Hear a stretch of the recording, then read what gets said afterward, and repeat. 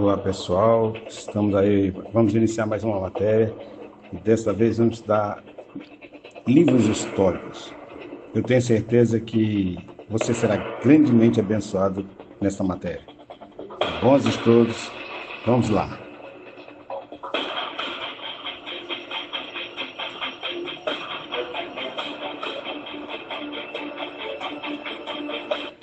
Antes da conquista, Canaã era uma terra cheia de particularidades importantes que justificava sua escolha por Deus para hospedar o seu povo. Constituição política. A terra da promessa era denominada por alguns nomes. O primeiro deles era Canaã. Essa nomenclatura se deve ao fato de povos descendentes de Canaã, filho de Cão, neto de Noé, habitarem aquela região. Gênesis 1:2. Constituição geográfica. A terra de Canaã em relação aos grandes impérios era pequena. Tinha aproximadamente 290 quilômetros de norte a sul, ou seja, de Dan a Berseba.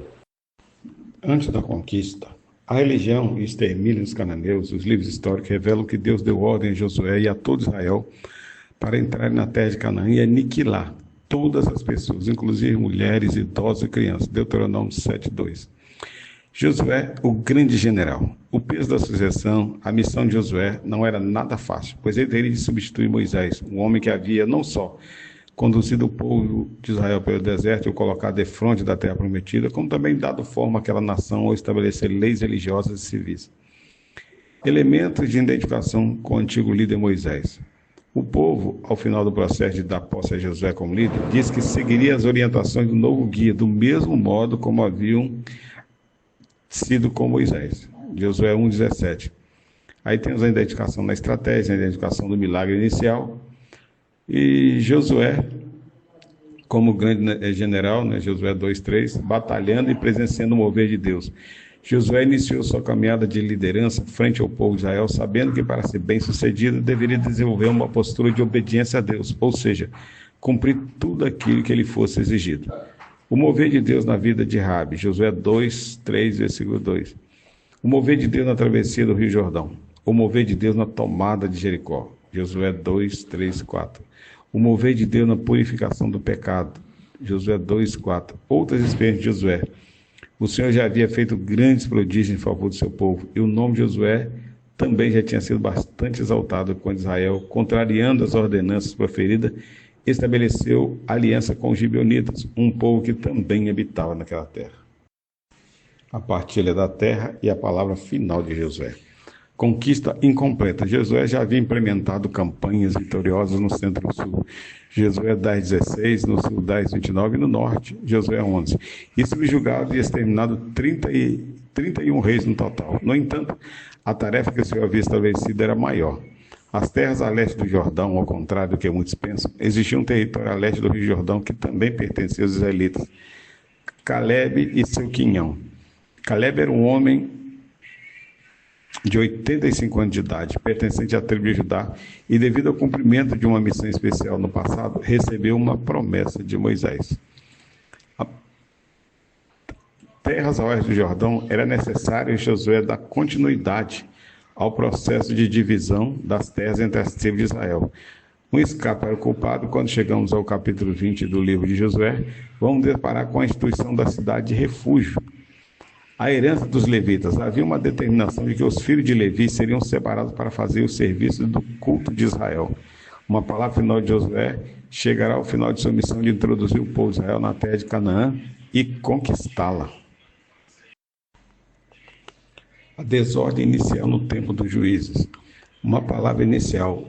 O período dos juízes em Israel não se limita ao registrado no livro de Juízes. Faz parte desse também a história de Ruth e a de Samuel, o último juiz de Israel. A chave de interpretação do livro, o livro dos Juízes, embora registre ciclos de vitórias e de libertação, enfatiza situações de calamidade, derrota e de predomínio do pecado na terra da promessa. História de opressão e libertação. A marca desse período é o ciclo de opressão e libertação. Israel estava caindo na tentação de se prostituir diante dos falsos deuses cananeus. Aí temos os personagens no livro: Otiniel, Eude, Sangar, Débora e Baraque, Gideão, Jefté, Sansão, juízes menores. Abimeleque aparece num caso singular. O clímax da desordem na nova nação Todo o livro de Juízes narra a história que, ora, mostra um aspecto negativo, mas a última seção do livro, capítulo 17 a 21, apresenta o ato da degradação moral, ética e espiritual da nova nação de Israel. Nós vemos no livro de Juízes que eles não seguem diretamente a lei de Deus. Aí, por fim, eles vão preferir ter um líder humano, um rei. E a gente vai ver que, por conta dessa desobediência a Deus, eles vão acabar procurando uma liderança humana e abrir mão da liderança divina. Ruth, uma história especial. Característica do livro. O livro de Ruth, que tem como provável autor o profeta Samuel, o mesmo livro dos Juízes, faz parte de 3 relatos envolvendo a cidade de Belém, a tríade belemita. A história de Ruth é especial porque foge a todos os parâmetros apresentados para a sua época. A dedicação de Ruth demonstrou não só amizade, mas também responsabilidade e solidariedade para com Noemi, ao se dispor a trabalhar para levantar o sustento das duas. O parente remidor. Na lei de Moisés, estava estipulado que sempre que alguém empobrecesse a ponto de perder as suas terras ou ser vendido como escravo, um parente próximo teria o dever ou o direito de vir e resgatar esse indivíduo. Levítico 25, 47 e 48. No desfecho, Boaz casou-se com Ruth depois de um outro parente remidor desistir de seus direitos por motivos egoístas. Ruth, capítulo 4, versículo 6. A jovem moabita agora estava amparada e poderia desfrutar da companhia de um homem bom e fiel, e para sempre faria parte da nação israelita. Toda história é uma história contada a partir de um ponto. Existem muitas formas de se contar uma história, e aqui ela é contada a partir de uma confissão de fé. No Antigo Testamento, há 12 livros históricos, como sabemos. Observe melhor essa divisão, por categoria e por número de livros. Temos aí o Pentateuco, né, os livros da lei, que são 5. Os livros históricos são 12 livros. Os livros poéticos, que são 5 livros. Os livros proféticos, que são 17 livros. Para iniciarmos os livros históricos, são livros que contam uma história de acordo com uma determinada perspectiva. Os livros poéticos são os sentimentos de um povo, revelando muito do coração. E os livros proféticos são livros que passam sermões e mensagens. Vamos falar um pouco de geografia e história. O povo de Israel levou 3 meses para sair do Egito e chegar à Terra Prometida. Êxodo 20. Por conta da incredulidade do povo de conquistar a Terra Prometida, passaram 40 anos no deserto para fazer o mesmo percurso de volta. Então Moisés chega ao fim de seu momento como condutor e Josué chega para liderar o povo. Nesse contexto, inicia o livro de Josué.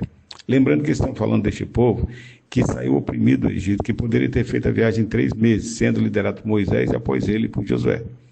Quando Deus chama Moisés, qual era o objetivo que Deus deu a Moisés? Reflita consigo mesmo. Josué então chega à porta da Terra Prometida juntamente com a nova geração, após longos anos vagando pelo deserto em busca da promessa de Abraão. Para compreender melhor, leia atenciosamente o texto de Êxodo 20, lembrando que foram milagrosamente alimentados em território hostil, onde não haviam alimentos nem água. Do versículo 1 ao 5, vemos Josué conduzindo o povo para o momento de encontro da Terra Prometida para tomar posse da mesma. Do versículo 6 ao 12, vemos as batalhas com os cananeus, uma luta pela posse de territórios. Do versículo 13 ao 22, ele divide a terra, a herança após as batalhas e conquista. Do versículo 23 ao 24, ele lembra as palavras de Moisés e abençoa o povo. É um memorial para lembrar o povo de não descumprir a lei e não desviar do pacto da aliança. Veja Josué 1. E sucedeu depois da morte de Moisés, servo do Senhor, que o Senhor falou a Josué, filho de Num, servo de Moisés, dizendo: Moisés, meu servo, é morto, levanta-te, pois agora passa esse Jordão, tu e todo este povo, a terra que eu dou aos filhos de Israel. Todo lugar que pisar a planta do vosso pé, vou-lo tenho dado, como eu disse a Moisés, desde o deserto e do Líbano até o grande rio, o rio Eufrates, toda a terra dos heteus e até o grande mar para o poente do sol será o vosso termo. Ninguém te poderá resistir todos os dias da sua vida. Como fui com Moisés, assim serei contigo. Não te deixarei, nem te desampararei. Esforça-te e tem bom ânimo, porque tu farás este povo herdar a terra que jurei a seus pais lhes daria. Tão somente esforça-te e tenha muito bom ânimo para teres o cuidado de fazer conforme toda a lei que meu servo Moisés te ordenou. Dela não te desvie nem para a direita nem para a esquerda, para que prudentemente te conduza por onde quer que andares. Esforça-te e tenha bom ânimo. É repetido diversas vezes. Deus fala muito para Josué manter a coragem e o ânimo durante esse movimento, pois o trabalho será grande. É como se fosse uma experiência que confirma que Josué é o sucessor de Moisés.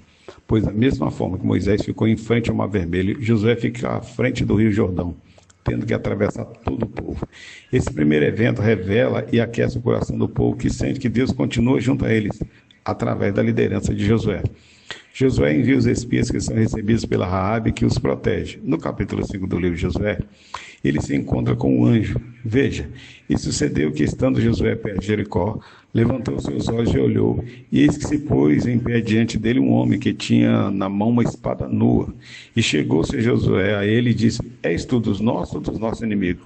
E disse ele: Não, mas vem agora como príncipe do exército do Senhor. Então Josué se prostrou com seu rosto em terra e o adorou.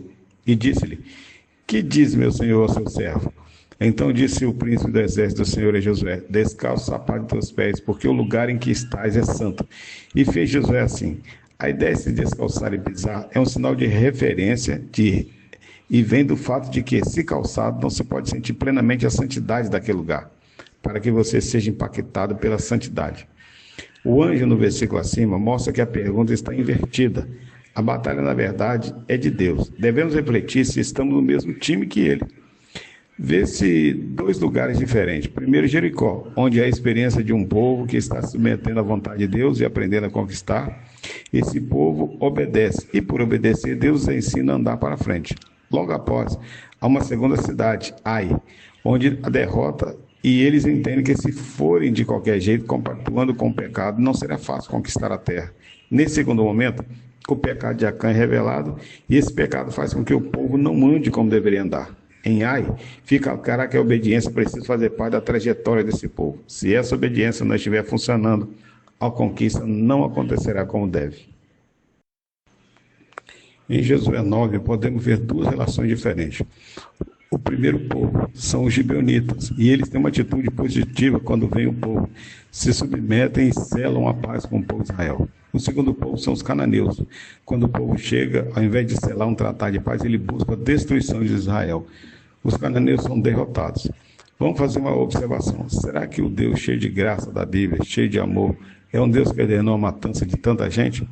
Vamos compreender com a calma esse fato. Veja Levítico 18. Falou mais o Senhor a Moisés, dizendo: Fala aos filhos de Israel e diz-lhes: Eu sou o Senhor vosso Deus. Não farei segundo as obras da terra do Egito em que habitaste, nem farei segundo as obras da terra de Canaã, para a qual vos levo, nem andareis nos seus estatutos. Fareis conforme meus juízos, os meus estatutos guardareis para andares neles. Eu sou o Senhor vosso Deus. Quem eram os cananeus? Para entender melhor, vamos à leitura de Deuteronômio 12, 29 a 31. Quando o Senhor teu Deus desarraigar de diante de ti as nações, onde vais a possuí-la e as possuíres, e habitares na sua terra, guarda-te que não se enlace seguindo-as, depois que forem destruídas diante de ti, e que não pergunte acerca dos seus deuses, dizendo: Assim como servir essas nações, os seus deuses, do mesmo modo também farei eu. Assim não farás ao Senhor teu Deus, porque tudo o que é abominável ao Senhor e o que ele odeia fizeram eles a seus deuses, pois até seus filhos e suas filhas queimaram no fogo aos seus deuses. Eles eram um grupo de pessoas imorais que tinham o costume de matar seus filhos. Por exemplo, podemos observar que essa narrativa histórica é uma hipérbole, ênfase expressiva exagerada na mensagem. E isso acaba assustando quem lê esses fatos. Estamos falando de textos que usam força de linguagem, por isso é necessário compreender bem o que se lê. Duas coisas acontecem ao mesmo tempo: o povo conquistando a sua terra e Canaã recebendo juízo por ter chegado ao limite. Não podemos brincar com o juízo de Deus. A história de Canaã é um reflexo da história do ser humano, mas devemos saber se aproveitaremos essa chance ou não. A misericórdia de Deus está estendida. Se aproveitamos ou não é outra questão. O instrumento mais poderoso que temos para mudar o mundo é a palavra de Deus e um profundo amor pelas almas. Os livros históricos nos desafiam a refletir sobre nossas próprias vidas e a maneira como estamos vivendo, segundo os princípios e o propósito de Deus. Ao estudar esses livros, somos inspirados a confiar em Deus, aprender com os erros do passado e buscar um relacionamento mais profundo com Ele. Desta forma, Os livros históricos desempenham um papel importante na Bíblia, fornecendo-nos um registro precioso dos eventos e personagens que moldaram a história do povo de Deus.